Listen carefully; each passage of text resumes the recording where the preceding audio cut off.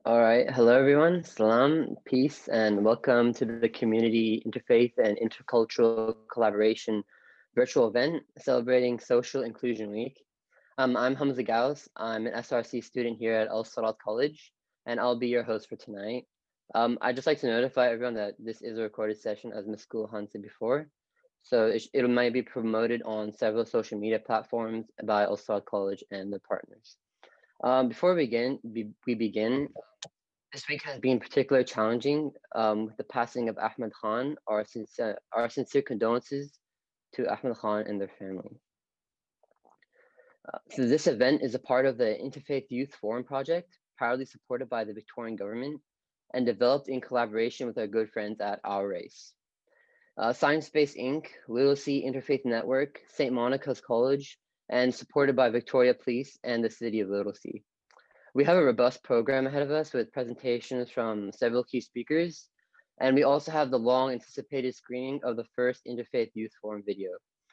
So first up, we have the Acknowledgement of Country by CEO of Bubup Wilam, Aboriginal Child and Family Center, Lisa Thorpe. Hello, everyone. My name is Lisa Thorpe, and I just want to first of all say I am a Gunich Maragana woman, and I'm not a traditional owner of the Kulin Nation or the Wurundjeri people.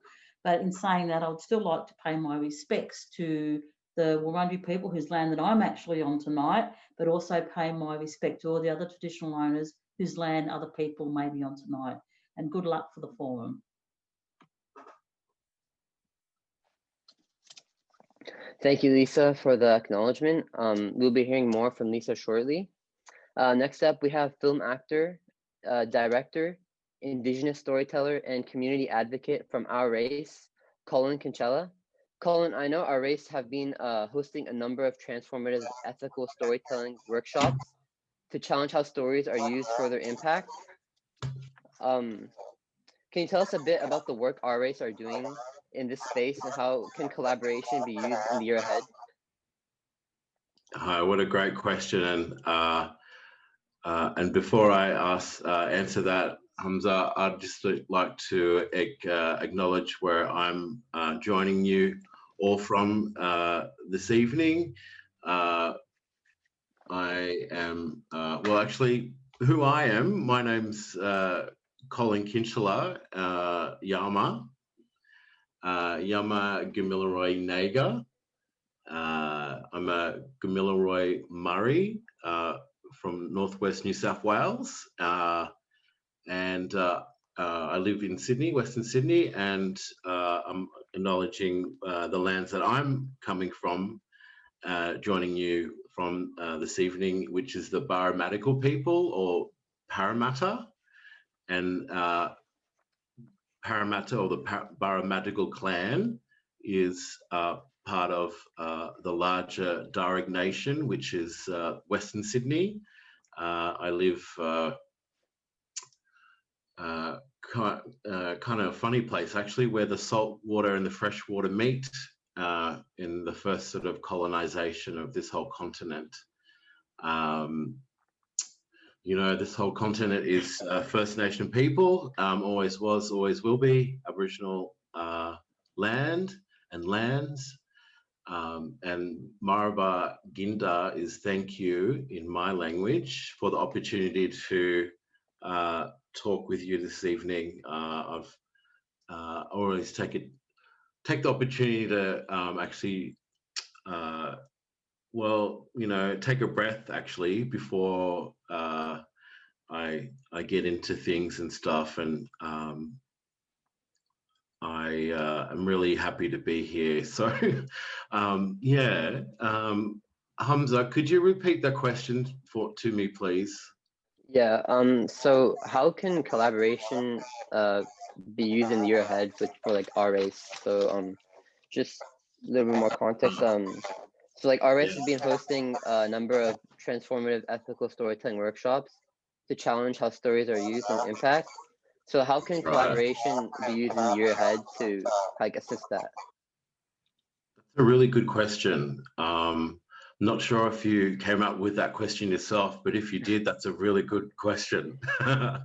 It's making me think right now too, you know. First and foremost, I think all of us are storytellers.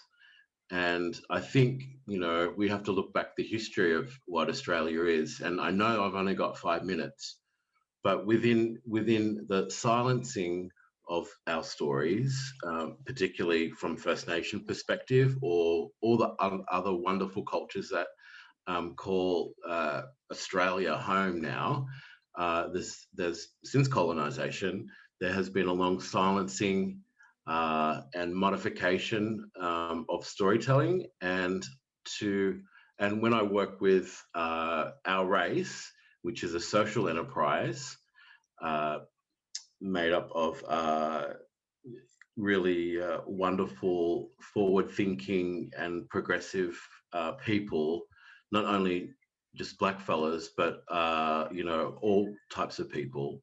We think that storytelling is the key for social justice, and within storytelling and collaboration, to answer your, taking a long way to answer that question, collaboration is the key, because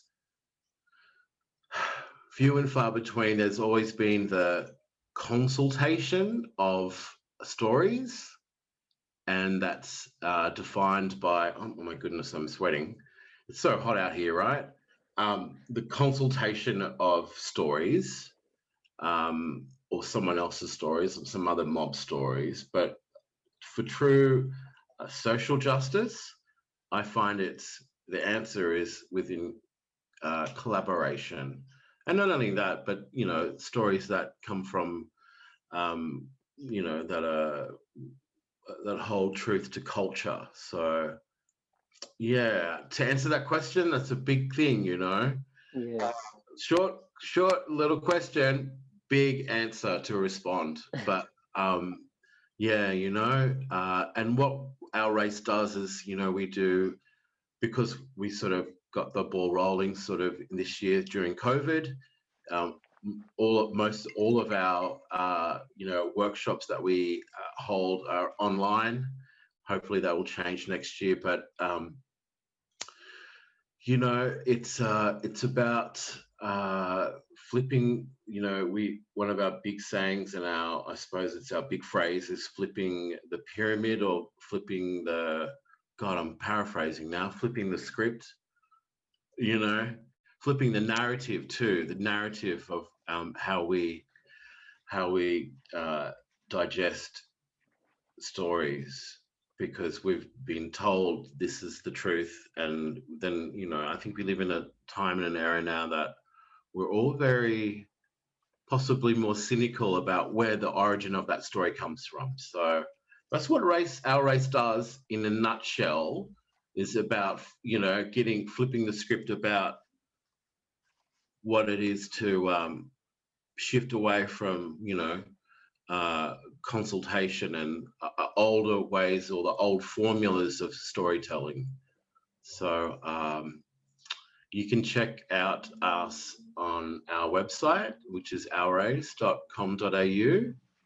But I'm looking forward to, you know, and just to finish off, I don't like talking at people. I really love talking with people collaboratively. So case in point, I'm looking forward to the Q&A after, because in the round, you know, that's how, you know, a lot of First Nation cultures communicate too, is in the round, you know. That's been adopted in many other cultures as well. Anyway, that's it for me. Thank you, Hamza. Yeah, thank you, Colin. Yeah, that was great. So to continue, Siraat College has been working with Our Race for the past couple of years, and we're very much aligned with their vision for having ethical framework for storytelling. So now we've crossed over to Daniel Schultes. Please correct me if I'm wrong saying that. Who's the founder and director of Cinespace Inc. Dan has been capturing the journey of the Interfaith Youth Forum project from pre-planning stage until now. So over to you, Dan. Thank you very much, Hamza. I appreciate that. And thank you, Colin. And really appreciate the welcome here today. So Cinespace, we're an organisation down here in in Melbourne who basically look to empower people to be storytellers using the medium of screen, so film and television. And we were brought into this project this year with this great intention of working with students from the various schools that were participating in Interfaith Youth Forum project to basically document the whole year's activities and to create a film around that through their own experience, and to kind of embody interfaith through the making of the film as well, and the collaboration. There's back to that word again. Collaboration between the students from the different schools making this film together. So that was, we were all really excited to set off on that journey. However, a little pandemic happened in the middle of this year. And so we had to basically shift a little bit. And after the launch, oh, I'm just sort of giving away the whole film, aren't I? I should just stop talking and we'll show the film. So we've made this little film, which is really just a collection of what happened this year, and also to kind of look forward a little bit to what might happen next year. The films have only been finished this morning, and so we're going to call this a work in progress, a draft of the film. So we're going to share a link with all of you to have a look, but really welcome any feedback as well. And the final version will be, I assume, end up on Al Siraat's YouTube channel. But yeah, I'll share a link with everybody here to have a look. We can't watch the whole thing tonight because we don't have time to watch 30 minutes, but we'll watch the first 10 minutes of the film. And then I'll send the link through for everybody after the workshop to watch the rest of it. So thank you, Gulhan, and let's just share the film. A sneak peek. A sneak peek. Oh, love it. Here we go. I feel special. I reckon we should all feel special, actually. We are all special. Here we go. Yeah.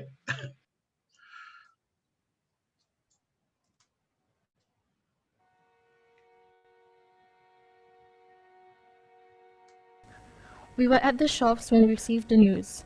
My uncle was amongst those, short as he prayed that Holy Friday at An-Nur Mosque in Christchurch. The day after, my parents flew to New Zealand. My mom told me of the endless, anxious wait at the ICU, waiting for any bit of news that my uncle's condition had stabilized or that he had come out of coma. I was not in New Zealand, but even then, the normalcy of life ceased to exist as all was disrupted.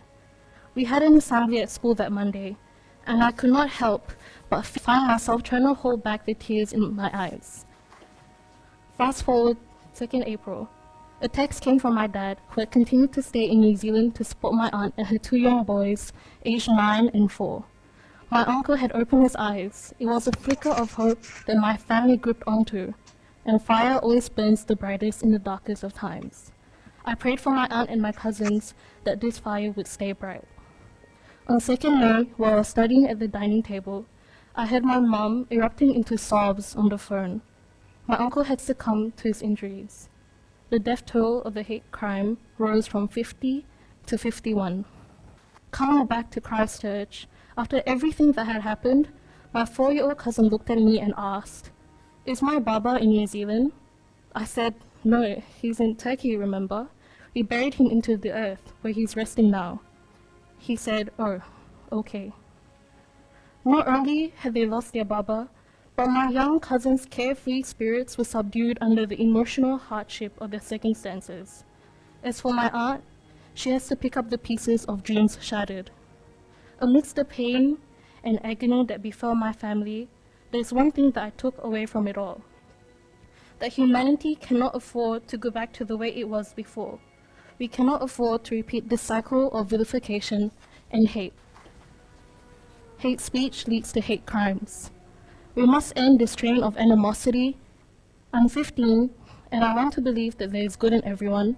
I want to believe that everyone hopes to create change, stand up, and respond in the face of abuse and racism for the betterment of all our futures.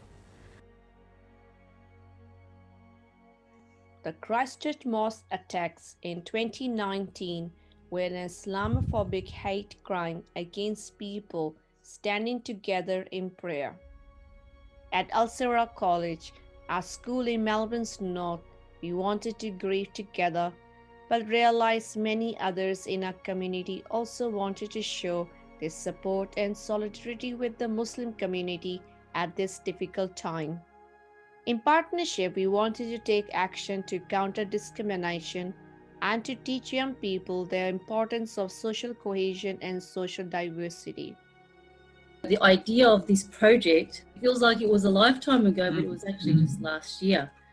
And what we wanted to do was a series of projects and events aimed at taking a grassroots approach to racial and religious discrimination and empower young people in particular to be able to develop content in a variety of platforms to share their stories and to share their truths.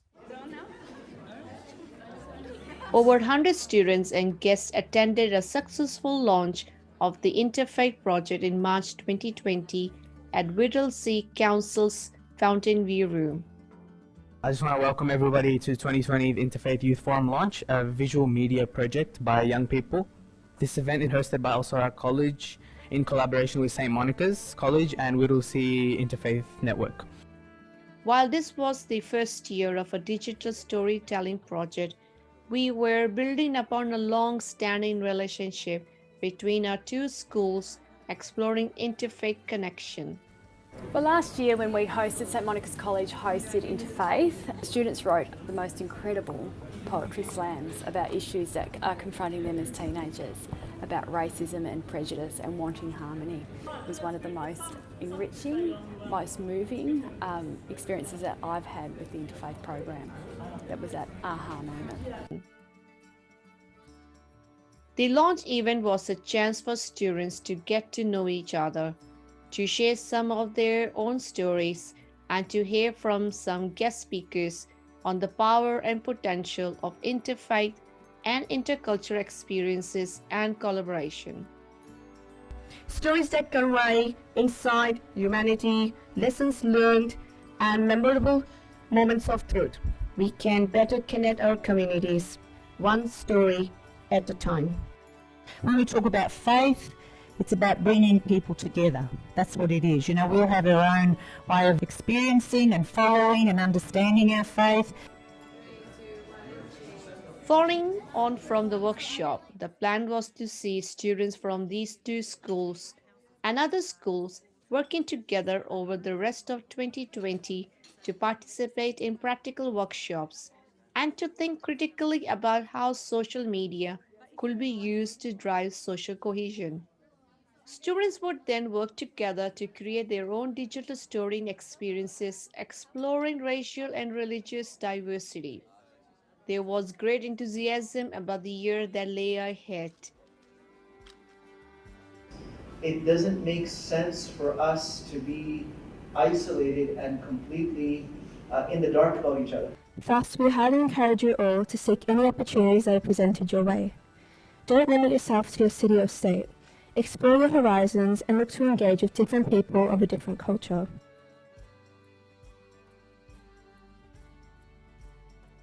Literally the week after the Interfaith Youth Forum launch event in March, the COVID-19 pandemic hit our shores and everything stopped. Australia has recorded its biggest one-day spike in cases since the outbreak began. Almost 100 more people testing positive nationwide in 24 hours. But experts warn it's just the tip of the iceberg. And schools are taking matters into their own hands, shutting down despite government advice. With physical events no longer possible, we didn't have much choice. Like everybody else in Victoria, we needed to shift our plans for the year and develop an online program instead. This was open to both students and the broader community to attend. Siraat College are hosting a series of webinars and workshops this year as part of the Interfaith Youth Forum. The Social Media for Social Change webinar looked at how young people can reclaim their own narrative and shape public narrative using a range of accessible media, while also touching on media literacy when dealing with mainstream media. Transformational ethical storytelling by Our Race looked at racial literacy and leadership through story lens. Here are some highlights from the two storytelling webinars that held this year as part of the Interfaith Youth Forum. Gamilaroi Gaya Mari, Maraba Wuliagu. My name's Colin Kinchela. The First Peoples, they're the great storytellers and the knowledge holders of all these communities. Always was and always will be First Nation lands since time immemorial. Maraba Ginda, thank you. My name is Mohammed, aka MK, that's what everyone knows me as. I am a writer. I've been writing for about 8 years now. And I've started writing for me, really. I started writing for the things that I experience, things that I feel, the experiences that I have with people, the things that I've seen throughout my life. So writing became my outlet. And then as soon as I started writing, I realized something that as a, not to put limitations, but as a Muslim man or an African man, there was always this stigma that guys can't be a certain way when they express how they feel, or, you can't write these kind of things or do this kind of things. So again, knowing myself, I'm like, well, I'm going to do this. My name is Mobina Ahmad. I've appeared on TV to talk about my faith, discussing the fear of Islam and Muslims in Australia. I'm really proud of the fact that I just went for it. And when you are challenged, it helps you to really discover who you are and what you believe in. So you're not always in this comfortable little bubble. Because what people are going to do is they're going to force a narrative onto you and sort of be like, this is what you believe, this is what you think because of your age, because of your gender and things like that. So you have to be very confident and say no, like set your boundaries. So you do have to reclaim your own narrative. Lighting always lights up one part of you and doesn't light up all of you. I'm sorry to cut you off there, Colin. Am I back? Thank you, Daniel. That was really great. And yeah, thank you very much, Hamza. And I'll put the link in if people would like to watch the rest of the some of the highlights from the webinars, and also some of what the students at Al Siraat have done since the webinars this year. So thank you for the opportunity. Awesome. If we could just get like a clapping emoji for Daniel.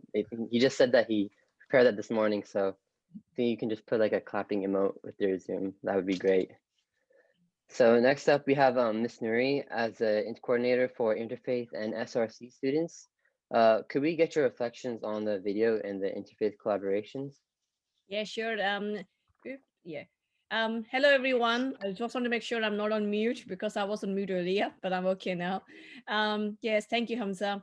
What an inspiring video. Naziha's words and her resilience and her family's strength during this time is just incredible. I did like to thank all the students from St. Monica's College and Al Siraat for their participation in such an important project. The next generation is more aware of the impacts that our actions have on the other people, on our environment, and the world more than any generation before. In the year ahead, we look forward to looking at opportunities to collaborate with more local schools, as well as interfaith and Indigenous communities. So that's my quick reflection. I know the time is a matter as well, but I thought I'd just give you a quick reflection on what we just have shared. So thank you. Back to you, Hamza. Thank you. Thank you, Ms. Noori. So on that note, we now turn to Lisa Thorpe from Bubup Wilam. Lisa, could you tell us a bit about Bubup Wilam, and what advice would you give to the groups represented in our audience today who are looking to collaborate with Indigenous communities in the year ahead? Okay, where do I start? Firstly, I'm the current CEO of Bubup Wilam, and what Bubup Wilam is an Aboriginal Child and Family Centre in Thomastown in the city of Whittlesea. And we actually look after children from 6 months of age to 6 years of age. And the reason for the centre to be developed, it's an Aboriginal Child and Family Centre. It's actually an early years centre, but within the centre itself, we do so much more work, and we do so much more than just look after a child, like babysit a child. We learn and we teach and we support the child and the family, which has actually grown us into an organisation that does a lot more than just childcare. And a part of that is it's been a long time now since Aboriginal people have been looking after their own children in long day care, but we've taken it to another level where it's important for us as Aboriginal children, especially in Victoria, to actually talk about who we are and where we're from and to maintain our identity. And some of the stuff I was talking to Gilhan earlier is about who we are and why we actually Bubup exists in the form that it is today. And I quickly just want to share with you, if I'm really skilled, about some stuff that I've just to explain. Is this right? Can you see that? Yeah. Okay, I just need to.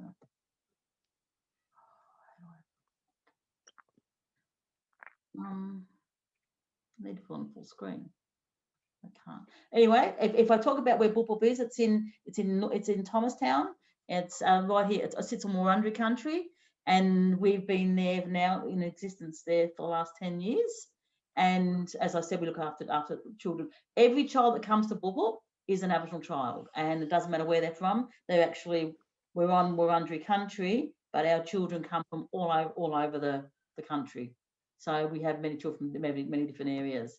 The other part that I actually want to say, if we actually have a look at this thing here, it's actually what it represents is that every one of the black sticks that you see there represents a generation of Aboriginal people in this country. And that represents 60,000 years of existence in this country. And on the very end, you can't see, there's about 7 or 9 matchsticks that actually represent what it was in this country. It represents 230 years of invasion or colonisation of different people in this country. Since then, we've actually done some more work along with the Muslim community, and the film, it was before 1770. And I don't know who've seen that, but that was a really good film. It was actually, Muslim people were here actually 500 years before white settlement was here. So I think that even the history of this country, people are not knowing about. People don't know. We actually do not, we're not actually, we're not talking about it in a way that it actually respects people and who they are. So I think that in itself is something that if we're going to move forward in this country as a people, we need to have a shared understanding about the history of this country. So oh goodness, don't tell me I can't do this. Sorry. Yeah, and if we talk about the history of this country, we're talking about what happened to us at invasion. And if we look at what invasion was, it was massacres, it was invasion, stopping our language, removing our children and breaking up our families and taking our land. So that's what everyone's coming into our country, and that's what the Aboriginal people in this country have experienced. Where we are today is that we're still experiencing the effects of that. And the most interesting part for this is that we are still feeling our children who are 6 months old to 6 years of old, their families are still living the transgenerational impact of what that is in our own country. That's our devastation. That's our hardship. We want to and actually have a right to participate in whatever we do, in however we choose to.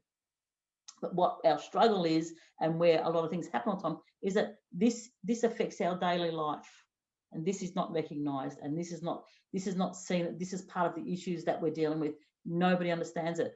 And if we talk about, and as I was saying earlier, if we talk about the institutions of this country, that's where the issue lies. That's where the problem is.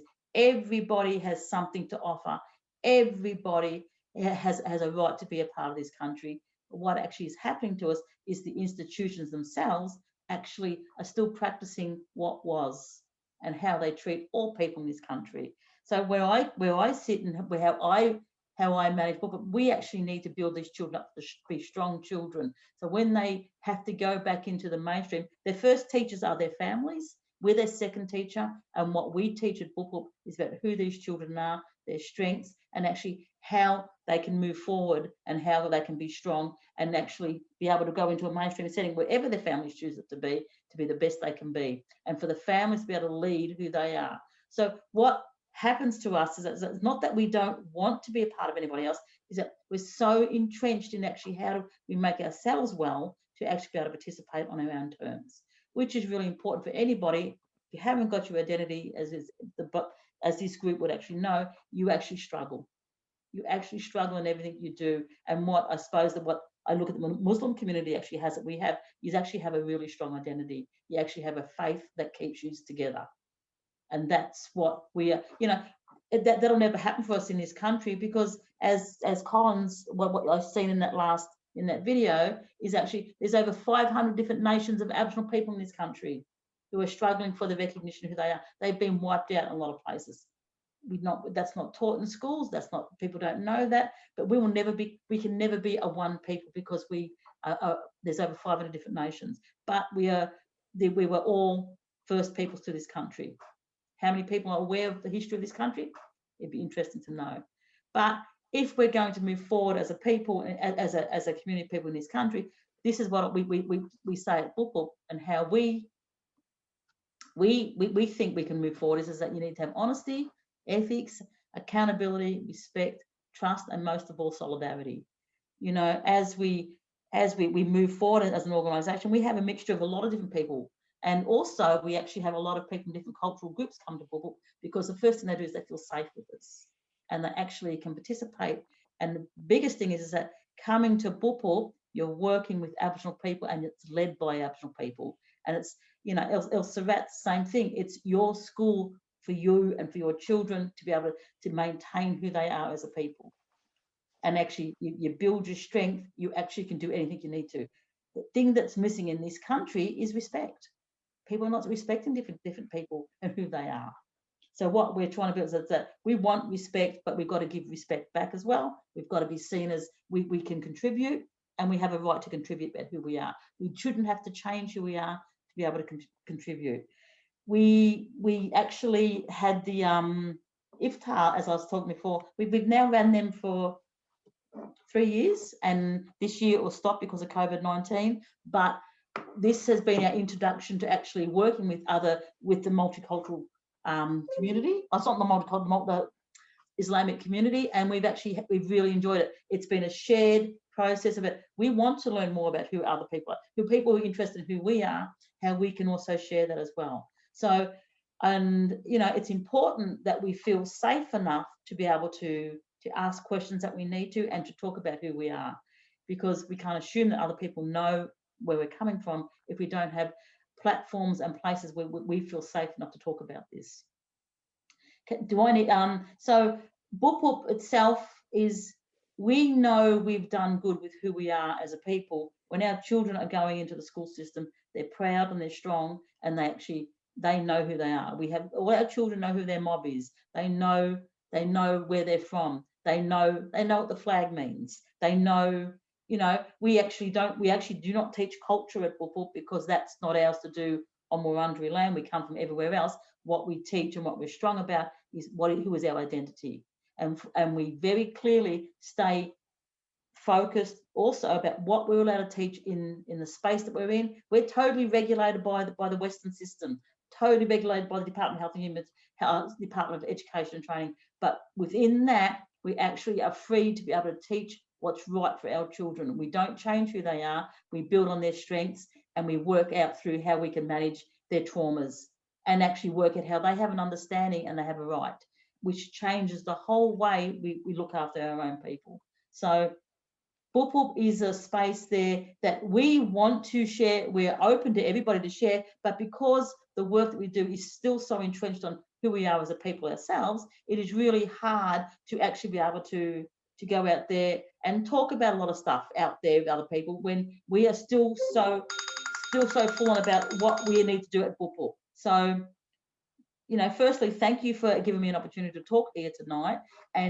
But we are open to sharing experiences about what we do at Bubup, about who we are, and actually how we can continue on building strong relationships with people. So thank you. Thank you so much, Lisa. That gives me like such a high level of insight and knowledge that I never even knew. So thank you a lot for that. So next up, we have Ross Barnett, the Multicultural and Aboriginal Strategic Planner for the City of Whittlesea. He's currently leading the Council's anti-racism strategy. Ross, could you tell us a little bit about the anti-racism strategy and its purpose and how it's evolved? Yes, indeed. Thank you very much for that introduction. I'm joined by a couple of colleagues. I think, Alita, if you're there, by all means chime in if you've got something to add to my presentation or the discussion.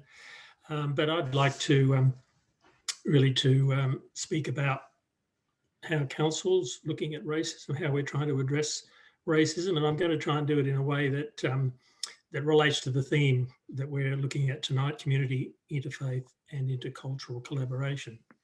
But first, I too would like to acknowledge the Wurundjeri Wilam clan as the traditional owners of the place we call Whittlesea, where some of you are located, and also the Boon Wurrung people who are custodians of the land where I am, which is down on the Mornington Peninsula.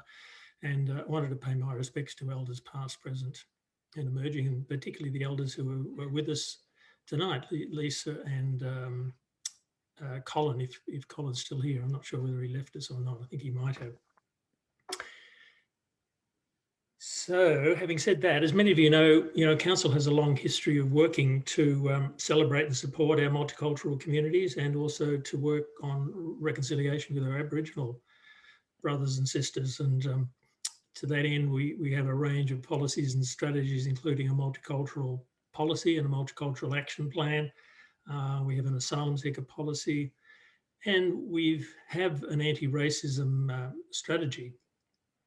And I'd like to acknowledge all of those council staff and also all of the community members who contributed to the development of all of those documents, which lead to actions, which is the main thing about them. They're not just documents that sit on the shelf or, in modern terminology, sit in a computer file somewhere. They really are live documents that we really work to. They're full of actions that we have to somehow find resources for to deliver. But they're there to develop better outcomes for the community. They're not for council per se. So our first anti-racism strategy was called Building Respect. It was developed in 2015, and it was designed to address racism, of course, but racism is only one aspect of discrimination. There's lots of other parts, as you all know, but we really needed to try and focus our efforts, and we thought that racism was particularly deserving of a lot of input in the way of resources. So we know that racism, of course, is a common experience for many members of the Aboriginal community, Muslim community, African community, and other minorities who are from a non-English speaking background. And we knew this not just from speaking to people like you in the community, but also we did some research. We commissioned some research that was done by us and Melbourne University and Vic Health, who provided most of the funding. And it was part of a big project called the LEAD project, which led into us developing our own strategy, having learnt a lot from that strategy that was largely developed and run by Vic Health. But what that research showed us was that 97% of those surveyed from the Victorian Aboriginal community had experienced racism in the previous 12 months. And over 70% had experienced 8 or more racist incidents. Pretty shocking statistics, really. And we also found that nearly 2/3 of those surveyed from culturally and linguistically diverse communities had experienced racism in the previous 12 months as well. So nothing I've seen since then gives me any sense that things are much different now. So what we know as well is that from surveys is that about 95% of Victorians believe that it's important that people from different racial or ethnic backgrounds are treated fairly. So we know the community supports this work. And we also know that within Whittlesea, around 84% of people agreed that something should be done to reduce racism against people from racial or ethnic minorities. So we know that there's both statewide and local enthusiasm or support for this sort of work. So in response, we developed the strategy, which was largely to raise awareness and understanding about the terrible effects of racism, to create places free from racism, and also internally to build a workforce and a workplace environment that was fair, welcoming, inclusive, and free from free from racism.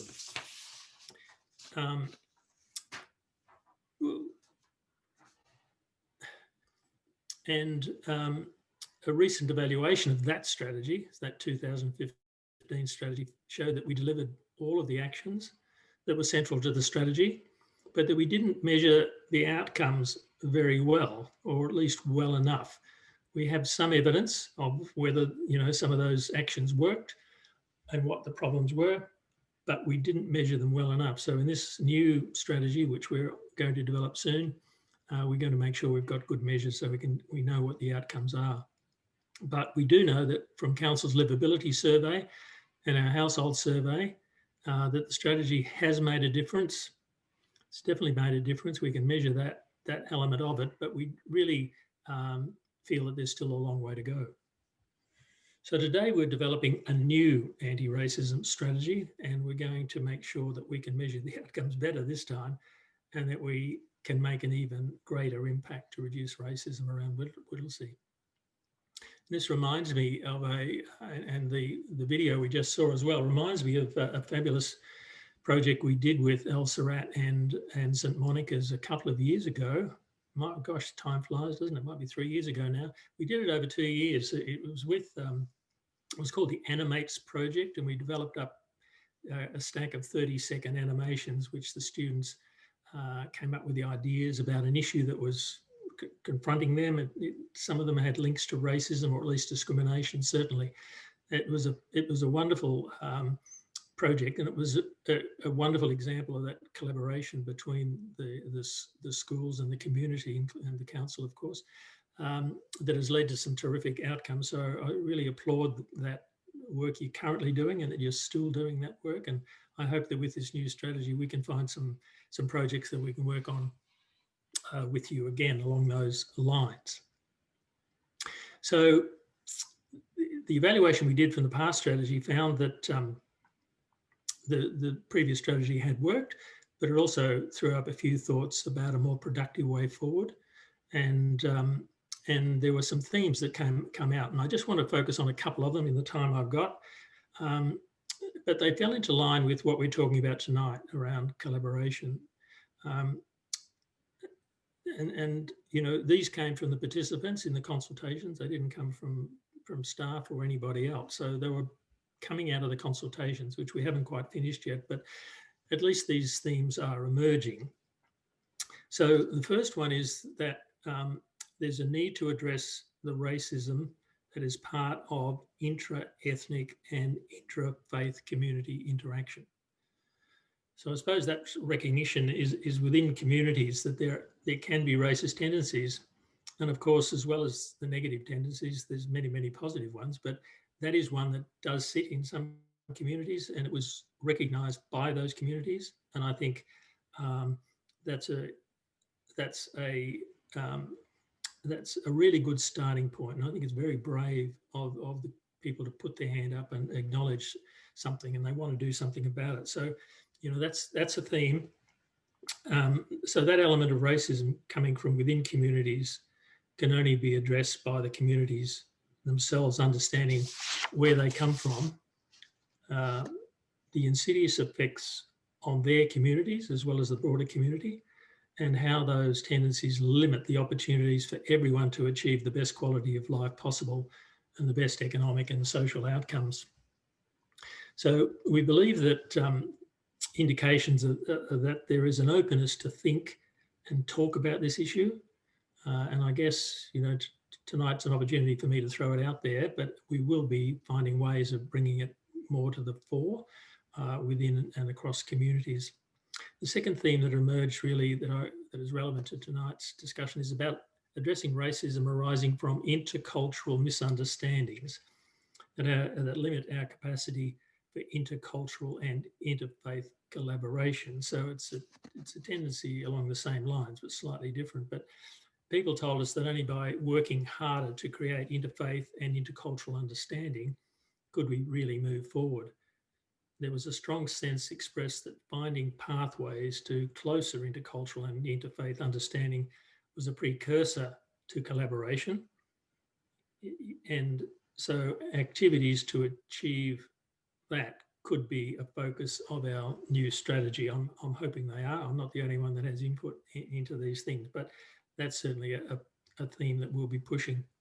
So the challenge here is for us all to partner, council, community, organisations, individuals, to find ways to tackle those particular aspects of the problem of racism and to turn them into actions that will have a really significant impact. So, you know, I think tonight's discussion is a really good example of an opportunity to put these aspects on the table and to start a conversation. And I really thank the organisers for creating this opportunity. So to conclude, I throw out the challenge to you to work with council to continue with the good work that's happening around dealing with racism at the local level. And we do that obviously in collaboration with what's happening at the state level and what's happening at the Commonwealth level. So the end of the year is rolling around and I'm looking forward to working with you into next year to articulate in more detail some of the actions that we might be able to come up with that relate to those themes and get included in the new strategy. So that's it from me. Thank you all very much. Thank you so much, Ross. We can't wait to work with you further at El Siraat in the future. That would be great. So our final presenter for today is Reverend Margaret Hartley, immediate former president of Whittlesea Interfaith Network. Reverend Hartley, in what ways have faith communities been able to support our community during challenges of 2020? And any reflections you'd like to share?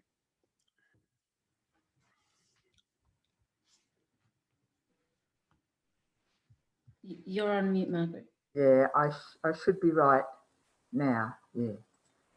Okay. Yeah. Thanks, Hamza. Firstly, I'm a retired Christian priest in the Anglican tradition, and I joined the Whittlesea Interfaith Network in 2008, and I'll just explain that the Whittlesea Interfaith Network is a group of individuals and faith-based organisations in the city of Whittlesea, dedicated to promoting acceptance and understanding amongst our diverse spiritual and faith traditions. We aim to increase public knowledge and mutual understanding, harmony, cooperation and respect between people of different faiths. Our goal is to strengthen social cohesion, social justice and mutual respect within the community.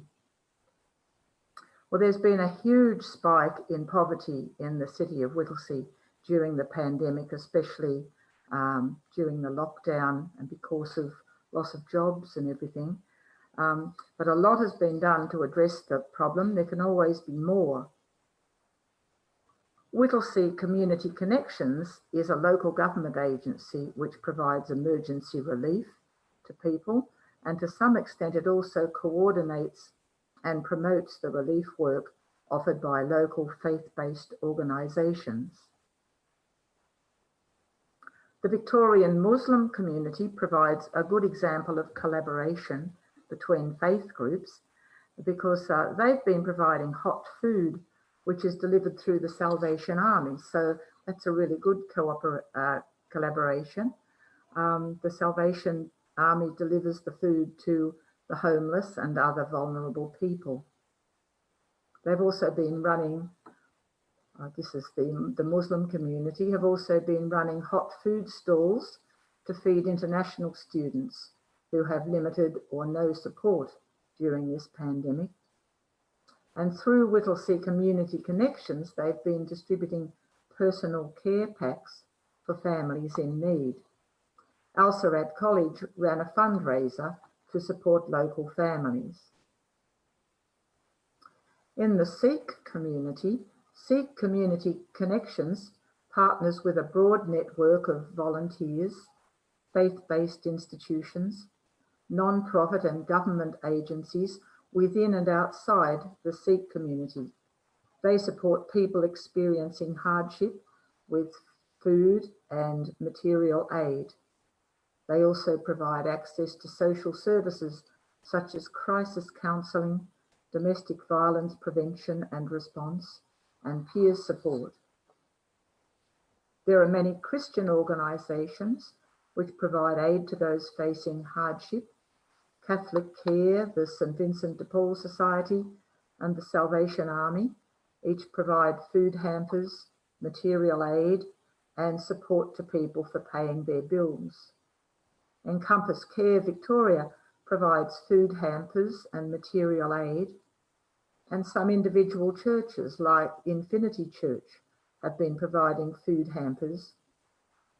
Mill Park Baptist has a drive-through meal service. In the Anglican Church, both Anglicare and the Brotherhood of St Lawrence have been supplying emergency relief during the pandemic across Melbourne. The Uniting Church offers support including food, personal care items, material aid and financial support. Their local agency, Kildonan, has a no-interest loan scheme for people on low incomes, financial counselling, and a low-interest loan scheme called Setup. So there's a huge amount of relief work happening in our area, and I apologise to any group that I haven't covered already who has been helping in the city of Whittlesea. 3 out of 10 families have experienced hardship during the pandemic, so it is more important than ever that faith groups and community groups come together to address these problems. One way in which they can benefit from each other is by learning from each other's successes and failures. I think the different faith groups are getting better at reaching out to other faiths and collaborating with each other. There is nothing like having a common enemy like COVID-19 and poverty to bring together people who would not necessarily have worked together in the past. Let's look towards a future where we learn from each other and work together for a better world. Thanks, Hamza. Thank you so much, Margaret. So that concludes our presenters for tonight. We have a few minutes left for questions from the audience, and I've had some come in throughout the presentation. So I'm going to read off the first question. So the first question is for Colin Kinchella. You mentioned flipping the narrative or flipping the pyramid. As an Indigenous actor, how important is it to have Indigenous representation in media or using social media to challenge negative stereotypes?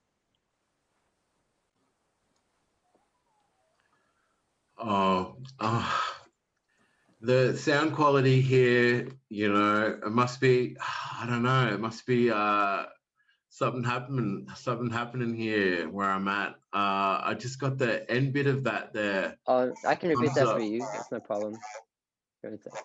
So the question was, you mentioned flipping the narrative or flipping the pyramid. Yes. As an Indigenous actor, how important is it to have Indigenous representation in media or using social media to challenge negative stereotypes? Oh, wow. You know,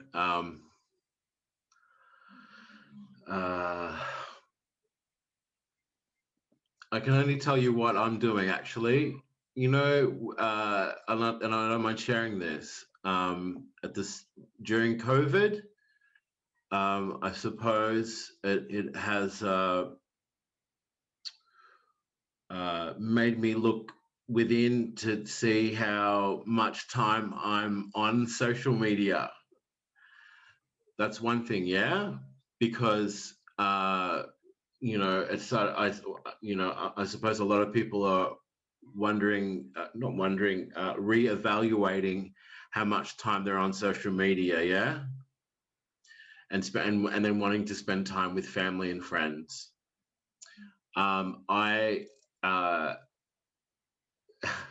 It's a good question because, and it's really poignant because I've started getting off social media.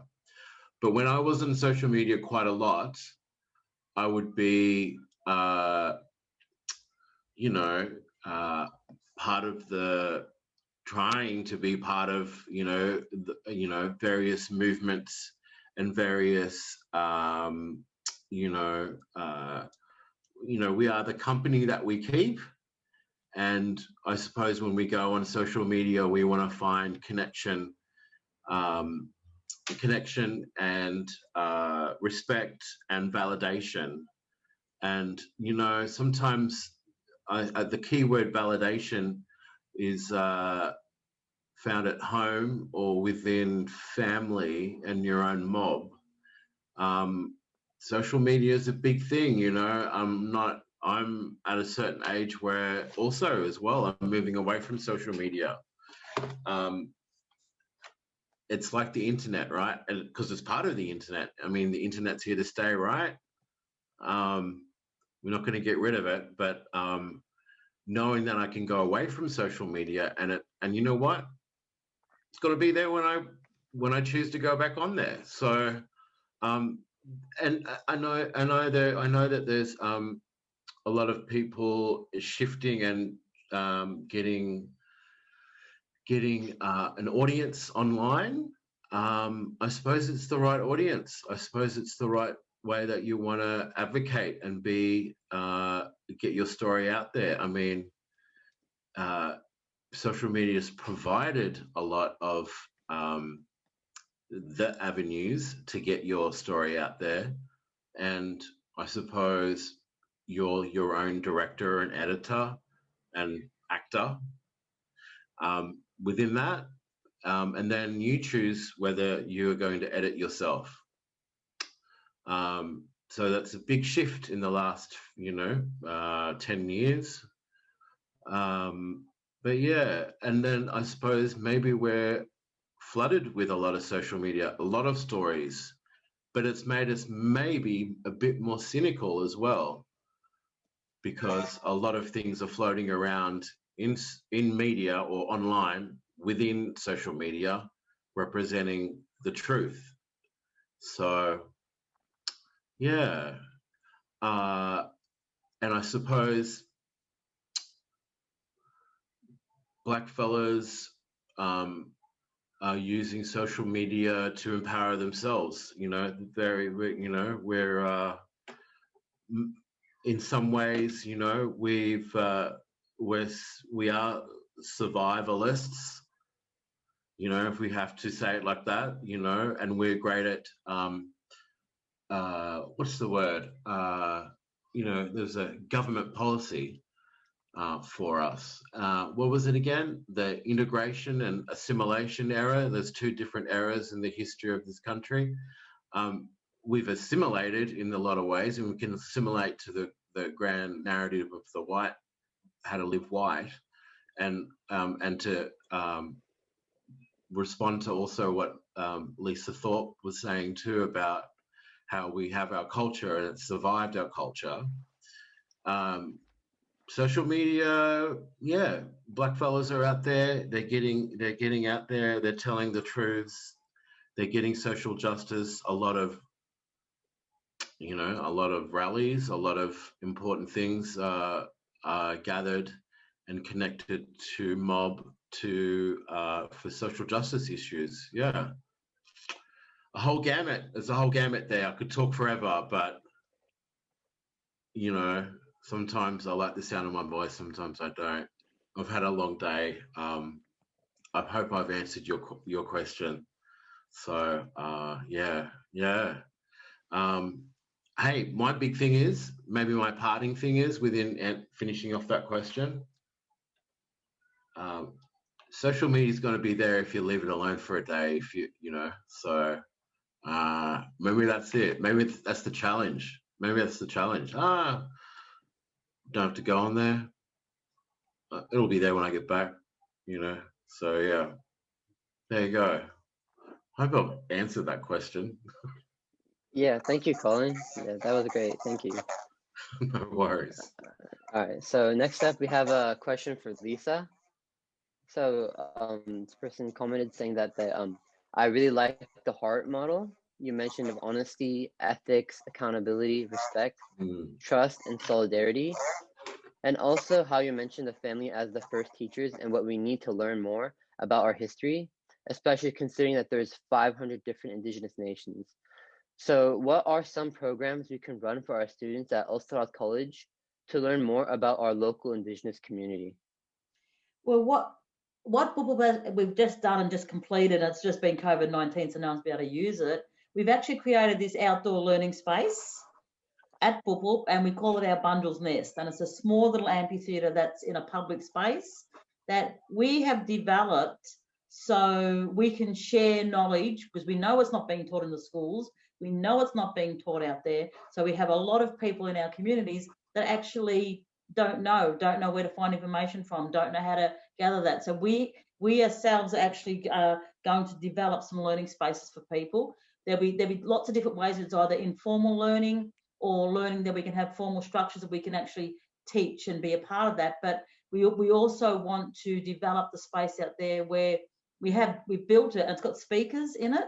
So we can share it with people if they want to, when they walk by, and on the weekends. We have 2 schools beside us. We have the Thomastown Secondary School, and we also then have Thomastown West Primary School. Who's teaching our community who we are and how we all position? How do we teach our community about respect? How do we respect each other if we don't understand each other? So if we're not hearing, we've realised for us to be able to share what we do and how we do it within our community, and we definitely need to localise in who we are. These children have a right to go to the local schools. Last year we had 13 children leave Bubup to go to the schools in the area. If we need to do that, we need people to hear who we are. Our children should not have to carry that burden from prep. Yeah, thank you, Lisa. I just saw Manal's comment before. She said that we need to hear stories from each other, not third parties telling our stories on our behalf. What are your thoughts on that? Say that one again. Sorry, I lost you a little bit there. We need to hear stories from each other, not third parties telling our stories on our behalf. Definitely. If and I think for Aboriginal people, exactly, we are very different people. Colin, from me, from whoever else, we actually have different stories, different backgrounds, different peoples. We are one. We're a nation across the country as Aboriginal people, but I think we need to be able to tell our own story. It is such a good opportunity even to have it at iftar, where we are learning all the time about who we are. It is still, I actually still feel it, is that we tiptoe around a bit. How do we upfront honest? If we want to learn about who we are, we have to be brave enough to step over the boundaries, and and actually feel safe to be able to do that. And I think that's what this sort of thing also lends itself to, is actually how do we share who we are and feel good about it and feel safe. Thank you so much, Lisa. So that concludes our formal presentation for tonight. I personally, as a student, I've learned so much, and I'm sure we all have as well. So thank you to all the great presenters and everyone that talked today. So just hats off to them. Thank you very much. So thank you all for joining us for the Social Inclusion Week event. I'd also like to thank each of our speakers today and our official partners of Siraat College, St. Monica's College, Our Race, Cinespace, and Whittlesea Interfaith Network. So that concludes everything for today, and we look forward to a great year of collaboration, justice, equality, and good health in the year ahead. I'm Hamza Gao, salam, and peace to you all.